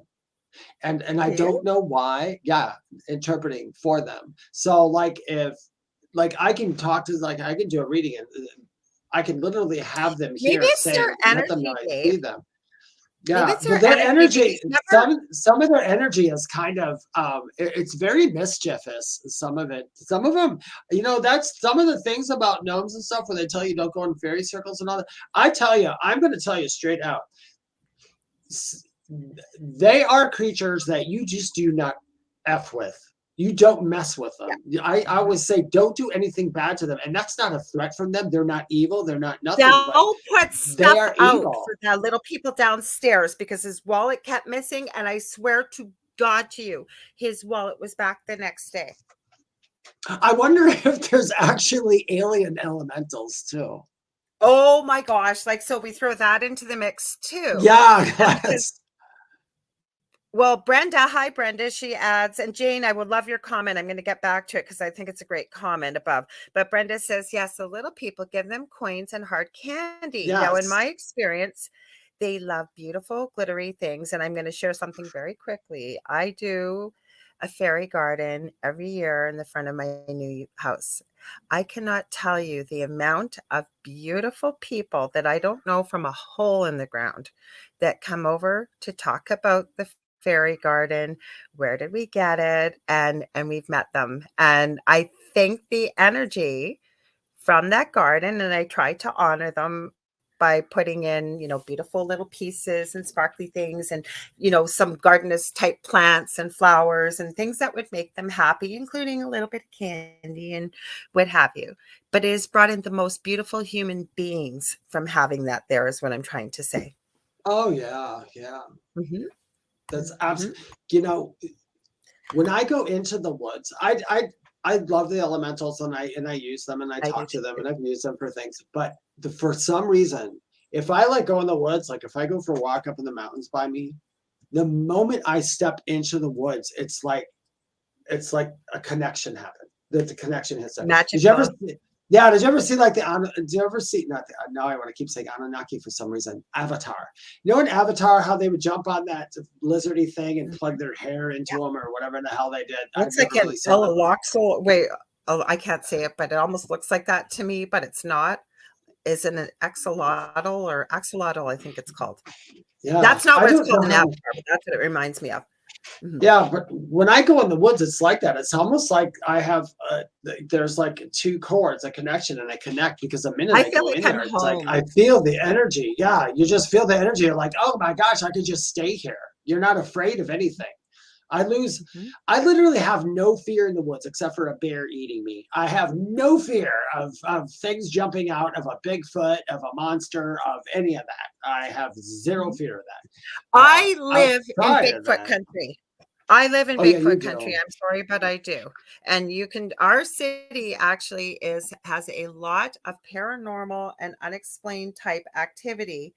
And I really do believe, because this is a heavy First Nations population and surrounding, and was before we came here, meaning all of us, that I think that a lot of it is based in legend and lore, as well as they have experienced these type of things. They've learned how to manage it, but what we do to the planet as human beings, right? Yeah. And when I was searching for answers in my previous home, I even did connect with some from the First Nations population to find out was it, like I was looking at everything. And then the lesson in all of it, though, to add very quickly, it was meant for me to discover who I am, who Del is, who he is, and who my children were. We were always meant to find out what the answer was. Can we read Jane's comment very quickly? Yes, let's do that. You want to read it? Sure. That is why words are important. Think in the positive. I have read that the universe does not hear, not or don't. Like, I don't want this or like that. Like, I don't want this like that. Like, I'm not going to do this any longer. Instead, it will be free. Yes, and if I can add further to that, Jane, I can tell you that the universe pays attention, the source of the universe, not an individual who you're being, but the source of the universe doesn't pay attention to your words at all. People think words are the end all be all of everything, but words are just an earth thing. It's a communication that we use. The universe feels our feelings. So if you have a positive feeling towards something, like if you always have an image or a positive image of the ocean all the time, and say you're living, the Midwest, but you have this all the time. Eventually, and it makes you happy. Eventually, you're going to get to that place because the universe is going to pick up on that. The universe feels that, sees that, and all that. It doesn't care if you go, I want to go to the ocean one day, over and over. The only thing they get from that is lack, because when you say, I want to, like you were saying before, I want to signifies lack. Like you don't have it, so it's going. I want to add something though, Dave. I wrote it down as you were Mm-hmm. talking. I do agree with everything you're saying, but what I got from Spirit was we as human beings need the words to get to the feeling. Oh no, to you make have that to have the connection with words, the yeah. universe. Mm-hmm. But to go into what she says, the universe doesn't care about the words. No, but I We as wanted to human add that beings. to what she said, because I think I understand I know what you're saying, that they don't, it doesn't necessarily hear us. It's the feelings. But when there are many spiritual teachers out there that will teach you that exactly what she shared. I've heard that before, but I think it's for ourselves, really, in a way, is what I'm getting from Spirit, that we think that the It's word. true. That's true. But the reason I'm saying it like this is because there's a lot of people in this world who don't speak. So Absolutely. I'm glad you if added that. Yes. so if they're denied for some reason the words to speak to the universe, or the words to speak, That is they so can do it. powerful. They can do it in the other ways. That's why I always tell people, don't sweat the words as much. It's I mean the words, but I understand Jane's comment, because for us who use words, that's why I tell people I talk out loud to my spirit guides, because of the words. The words make it stronger. If I talk to my spirit guides, like if you have a reading for me, I conversate with them. We have a conversation. So you're like part of the process. I have a conversation with them. That's just how I hear them. Because when I was younger, I didn't have that conversation. I had to keep listening. I had to be like, what? I didn't hear that. What? But now when I start talking, it comes in. But for those who can't speak, for those who don't speak a language that would make sense, or something like that, or for those who maybe are too young, if we think for 1 minute that a baby before their words cannot manifest something, you'd be crazy, because they can. I know You they brought do. tears to my eyes when you brought up about somebody being maybe nonverbal, Yeah. because you know what? I think that is so powerful, right? Because we're so used to being able to speak or communicate. I think everybody needs a communication system. That's a whole different show, Yeah, that's a whole whether different thing. it's Yeah. words or whatever it is. But I think that for most people, I'm feeling almost we could all recognize how powerful that just was, that for those that don't speak, There they don't are, have. because I mean there's some kids with disorders or that I don't had speak. one. There's He can yeah, speak you now, have but he's one. still limited. But yeah, and there's some who don't, who might not be able to learn communicative process. And just because they did, I would want anybody to know, if you know somebody like that, they are not left out of the gifts and the promises that all of us are Absolutely not. entitled to. Yeah, your birthright is to have what everybody else has at some point if you work at it. So, but I do understand. I'm the same way as far as those words go. I am careful of my words. I do not use negative connotations when I want something or when I'm asking for something. I do use positive words. So you're absolutely correct. That is true, Because and it is the whole taught like that. practice of mindfulness, right? Catching ourselves Mhm. because we are our own worst critics and enemies, and the Mhm. things that go through some of our Absolutely. minds, right? Hmm. Mhm. So it has a place, mind you. I just to throw more confusion into the mix, and again, Yay. I wasn't. I know I wasn't looking for this, and it came up in my YouTube feed, and I found it an interesting connotation that this person said, with the thought that Jane had shared, that the universe doesn't understand not or don't. That for somebody that can't wrap their mind about associating a positive feeling with what they want to manifest. So saying something to themselves like, I do not want a red truck. I don't want a red truck.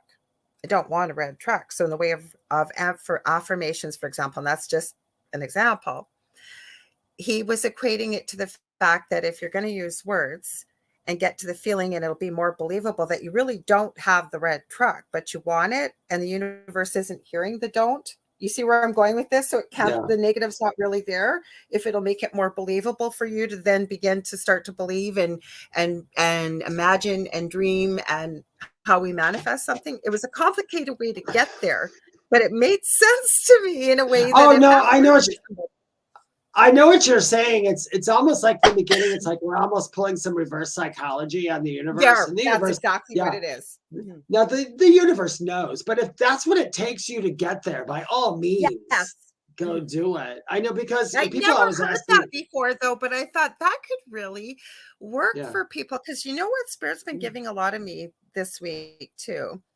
And I've said, hey, Spirit, I do not want $4 million. I don't want it. I don't want $4 million. I don't want 100 million. And then we can build an animal rescue. Yeah. I don't want that. Wink, wink. No, but with manifestation, where people that feel that they have blocks, this is what Spirit's been giving a lot to me about, is if you think about it, everything on this planet that is not material, that is not from nature, somebody has thought of it. Somebody has dreamed it up, somebody has planned it, somebody has created it or manifested. And we all have separate gifts. We're all individual, but nobody's any more special than anybody, which means that we are manifestors in this space that we're in too. We are. It's, in that book I read, and I totally agree with one of my favorite lines from one of the books I read is, anything you can imagine, you can hold in your hand. And that's the absolute truth. It is. At some point you can, even if it's unbelievable, even if you're thinking of, okay, I'm thinking of dragon toes. So you're telling me that if I'm dreaming about it, I can hold it in my hand. I bet, because the universe will get you that at some point. It'll get you that, or a reasonable facsimile, or or at some point you'll go back there. I mean, but who's going to ask for that? You really want dragon toes? No, not really. Actually, I don't want dragon toes. I feel bad. Yeah, well, David, you know that animals communicate nonverbal ways through pictures, maybe emotions, etc. Yeah, I mean, animals are more about the experience of life, like ones that aren't pets of ours, ones that just come here that we've never saw, like the zebra that was born 3 days ago, and it's just in like an hour ago it became food for a lion. I don't know. So that animal didn't communicate that it didn't want that. It already knew that the experience it was going for, and it's fine. It already knew. Yeah, it already knew. Yeah, it already knew. It's fine. It's fine. But as far as animals, I know, like I am a strong believer in this, that your animal can ask for stuff on behalf of you. I think that, like, say if my cat looked at me and might talk to a guide and say, David's really down, he needs a pick-me-up, and then the guy's probably going to say, you're the cat, that's your job, idiot. But it was going to be, I think animals can non-verbally communicate that. It's a little different because they're here for the experience. We're here for the experience and the knowledge from the experience. But I guess animals are too, so that's kind of hard to say. But they're not greedy like we are. An animal's not going to say, "Oh, I wish I had." Yeah, exactly. Now, and so do small children too, I believe. Yeah, really they do for a while. Yeah. That's a lot of them come here to, like, how many of you could probably tell the story? I know I could. I know David could. Is your animal picked you out? Oh yeah. They're here, I think, to help us achieve why we are here, for what we chose to come to learn, to help and grow and evolve who we are as a soul, right? I always say that animals, you had that discussion before here, maybe. Although I have to throw a wrench in this, and I know you won't mind, because then you can comment on this. I had this, not an experience, it was a heard thing. It was through my spirit guides and everything, that there have been people who were here who weren't contracted to have an animal in this one, whom they sent an animal to them because that person wasn't getting the change and they were worried about their path or their goals. So they got the animal to them, which helped change them.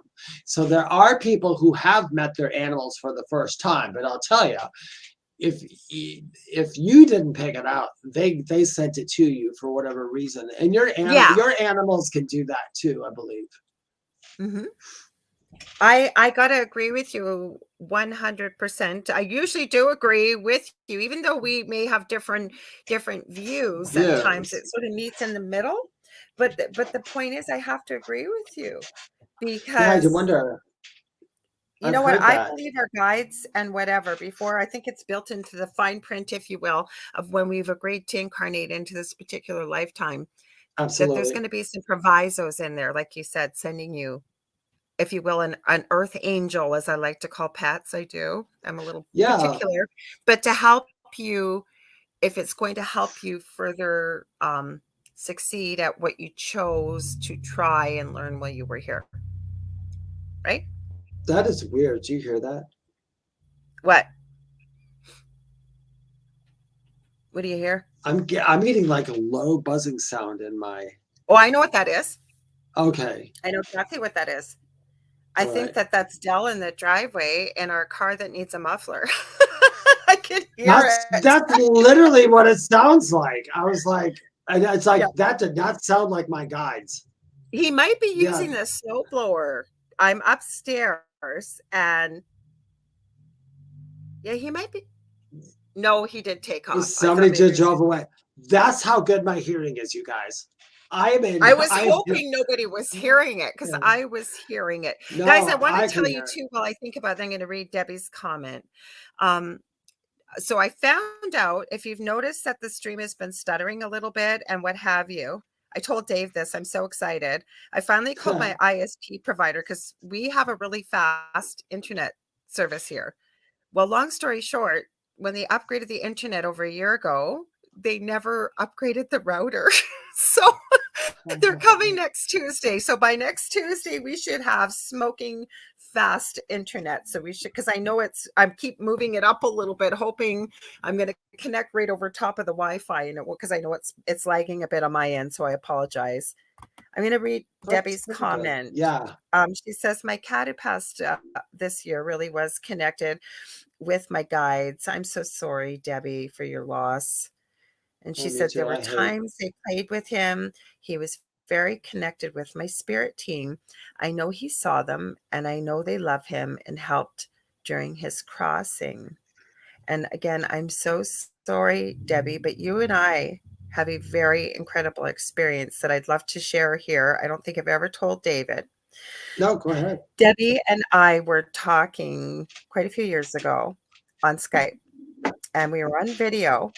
And I said to Debbie, Debbie, did you have a cat that used to like lay on the pillow right next to you? And she said, oh yeah. She said that was and I won't put his name in there. Oh, go ahead. Okay. So she goes, yes, that was my Boo. And she said, I lost him about a year ago. I said, I swear to God to you, your cat, I can see him on video. He is sitting there, his tail's flicking. He just looked at you. He's grooming himself. She goes, oh my gosh, take pictures. So Debbie still has the pictures. And he was showing up on, and again, goosebumps. It's not cold in here. He's on the camera. He's on, like, we saw him. She couldn't see him. I could see him. She could see him in the pictures. So how crazy is that? I love when stuff like that happens. I just did a reading. Well, a couple days ago, and talking to a gentleman, and it was his wife, and the mom has mentioned about she knew where they were going the following week because she said it out loud. I can't say it out here, but she knew. She told me, and I told them, I'm like, she knows that you're going there, and she's like, oh my God, really? And I said, yeah. I said, please take plenty of pictures and send them to me, because I said, I bet you will catch a picture of her in there someplace.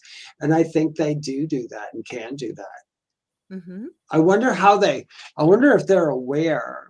Like I'm sure He was like Debbie's he was Debbie's. alive, David, but you could see No, that's through what I him. mean. So I I bet. couldn't see Mocha. I could just see Boo, but I could see him on the camera, and it was like he was alive, but you knew he wasn't there Yeah, because you could see the pillow behind him and see through him.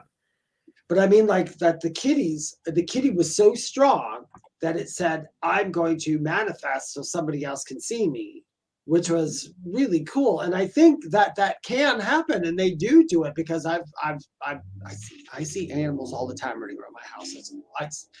I'll tell you, if anybody's watching, if you're a sensitive of any type, I'll tell you how to know. If you see shadows run across the floor all the time, most likely that is your pet, or a pet, or a animal of some sort, or sometimes little people, but mainly animals. Because I used to see them. I'd go to people's houses, wow, they're all over the floor, and they're so cool. We So have a anybody, black kitten here. We have, because my eldest son can see and communicate with animals, and we moved in here. oh He yeah, said, you "Mom, said he you sees a black." black kitty. Yeah, black. Yeah, he does. And so we've often considered that that might be what my dog is seeing, because like she literally has her nose to the ground and she's like just not even lifting it. And she kept going behind my chair in the living room next to the window. And the cat was meowing and going over there too. There's nothing there. Like I took it all apart thinking like, did some kind of critter get in here? Because I don't want a critter in the house. Love critters, but you need to be outside.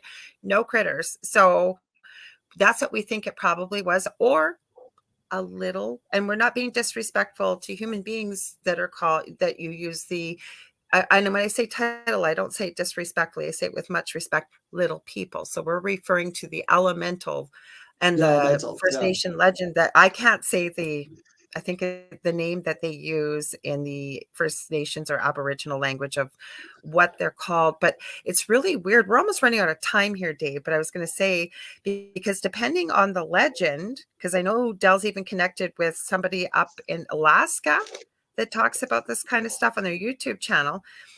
Depending on the legend, you supposedly can't whistle when you're in the woods.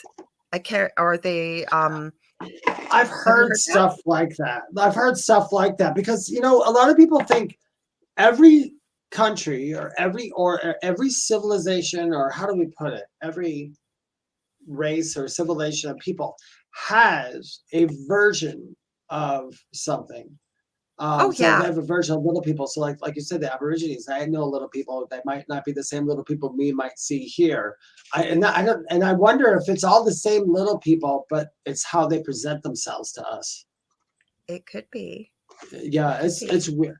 I have not cornered one long enough to ask, and I don't really want to corner one. I do want. Well, okay, so I'm going to share something really spooky, and I don't think I've ever showed Dave these pictures. In my old house, where I was having all the issues, I'd happened to be at a craft market before all this started, probably about 6 months before. I've always loved fairies and unicorns and gnomes. And so somebody had made handmade fairy doors, and I had one hanging on the wall. And we even considered, maybe, is that what this was?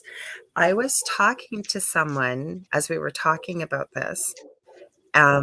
And I was taking pictures of the door to show them. We decided we just remove it just in case, right? Well, I was still trying to figure things out. I have 3 pictures taken in very, very, very quick succession, like literally less than half a second apart. The first one looks like me holding the fairy door. Second one looks like me holding the fairy door. Third one is me, except it's not my face. I kid you not. That's cool. Mm-hmm. I love that. So you're really connected. See, I was like you. I was very connected when I was younger. When I was a little boy, I was dragons and Pegasus were constantly coming to me. Dragons and my Pegasus. Tattoos are dragons. I've drawn them, and unicorns, all of them. Dragons. I've got dolphins, dragons, and unicorns are my tattoos mostly. See, as a kid, mine were little people, dragons, and Pegasus. That was what I constantly was seeing that come in dreams. I was drawing dragons before I even knew what a dragon was. I was drawing winged horses. People like, oh, you put wings in the horse. So I'm going to put this out there.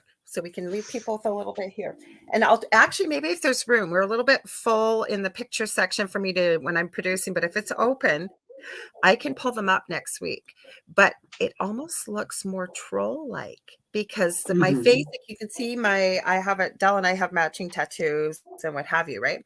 So I'm holding the fairy door. It's much thicker around the lips. The brow is fuller, almost and heavier, and the nose looks like it's thicker and wider. Oh, maybe it's some kind of. I'll show them to you, and next week, if we decide that we'll probably still touch on something to finish this conversation.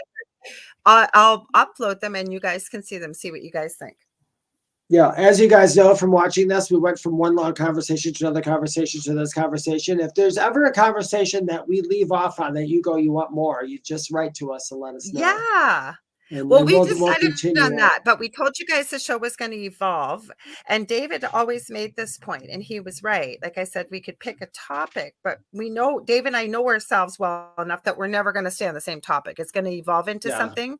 So we decided that's what we would do. We're just going to take it where the conversation goes, with your comments, with your questions, anything you suggest, and whatever spirit gives us.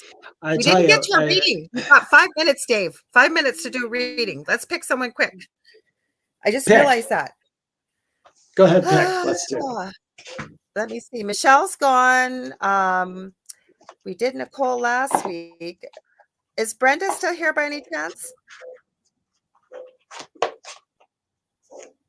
Who do you feel, Dave? Do you want to pick them, or I've never seen her comments before. We could do Debbie. Okay, you do Debbie. I know Debbie too, but let me grab a deck. We'll pull some cards quickly. That's what I'm going to do, Debbie, because I know Debbie, but I'm going to grab my deck. So I'm going to grab one over here. Oh.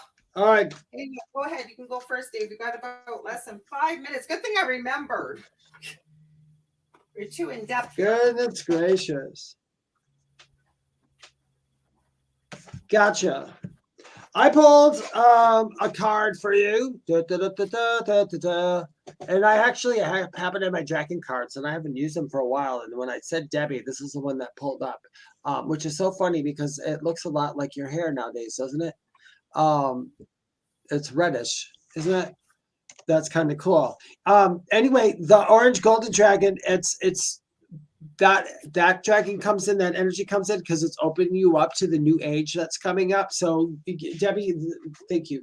So you've been working on your practices or whatever you're working on, but I feel like you have new ventures coming in because there's new skills you've learned, and there's new spiritual things you do, and there's new advancements that you made in spirituality that you're delving into. Some of it might seem foreign, but don't worry about the stuff that seems foreign right now. It'll become second nature because you aren't learning it, you're remembering it. Also, you're supposed to start carrying the energy of the future, which means you're one of those people that they said, dude, while you're here, take all this good crap, all this good vibes, and start just bringing it forward with you. Take it with you and just keep spreading it out to everybody else. You're supposed to be a guiding light. That's a lot of what the Orange Dragon is all about. And it's not saying that you have to be a guiding light and like you have to buy a billboard. It's literally in your everyday, everything you do. They're saying you can spread this vibration and lift the vibration one by one. When we keep doing that, by the end of 1 year's time, do you know how many people's vibration you can lift up? So that's what you're doing. And like they said, the new stuff that's coming in that you're doing, that you're working on, keep that in mind. You're not learning it, you're remembering it. That'll make it a lot easier for you. I hope that helped. Okay, so Debbie, as soon as I saw this, I went, oh my God, this is so Debbie. So I used Keepers of the Light, I felt like, with Kyle Gray today. Kyle Gray, I got that deck too. Okay, I have over 70 decks. I'm a deckaholic. I have a problem. I pulled Gaia for you, and what it says on the card is Earth Connection. I can put my glasses on. Good thing I put those close here because the print is so small. It says, be mindful of the planet, come back to Earth, stay grounded. I already knew that even before I read it. And you've done so much work with spirituality, with working on your vibration, your purpose for why you're here. I'm literally hearing from Spirit for you that you need to step forward when you feel that you're feeling that call, and that it's okay. It's okay to step forward and to share what you have. I know you also as a person too, that you prefer to support people than to step into the spotlight. Step into the spotlight. If you're feeling that call, don't be afraid to do so. Continue what you're doing. I keep seeing the water, going to the water. I know you're doing that without even talking to you. I know you're doing it. I can see you there. Keep doing it. Keep doing it. Shoes and socks off into the sand. Okay. Keep doing what you're doing. We haven't got much time left. Otherwise I would keep going, but that's what you got. Like, as soon as I saw this, I went, oh my God, this is so Debbie. So, you guys, that was our predictable reading that we said we would do during the show, but we got so into the conversation. We almost forgot. We literally have 1 minute. So Dave, tell me where to find you. Well, how unpredictably predictable. If you would like to find me or get a reading from me, you can go to my website, thewhispertome.com. I also have a podcast as well. It's called Mystic Stew. Doing once a week. I put little short versions of that. So if you have a short attention span, it's probably perfect for you. You can follow me on Instagram or TikTok at Spiritual Medium David Hanzel. And that's it. If you want to write to me because you have questions, it's david@thewhispertome.com. Alrighty. And if you want to get a hold of me, you can get a hold of me on facebook.com/Angel Rock. Any show ideas, guest suggestions. Jane, we saw it. I'm going to read it just before we go. Also, 2 groups on Facebook, Paranormal University for all things paranormal, Angel Rocker Tribe for many of the spiritual concepts. Also, don't forget to tune into the Angel Rock on Monday night, 6 to 8 p.m. Eastern Standard Time. This week, we have Katrina Cooper, and we're going to be doing a show on just what you asked for, Jane. You could have a whole show on animals and animal communication. What a great show. Thank you for your feedback. David and I, though, I'm sure he will be very open to it, to doing a show on that. I love animals. Share this with everybody. People, please. The more people we have here, the merrier, right, Dave? That's right. And the weirder we can get, the better. It's not weird. No. Anybody watching right now, and if you're listening, enjoy your journey, you guys.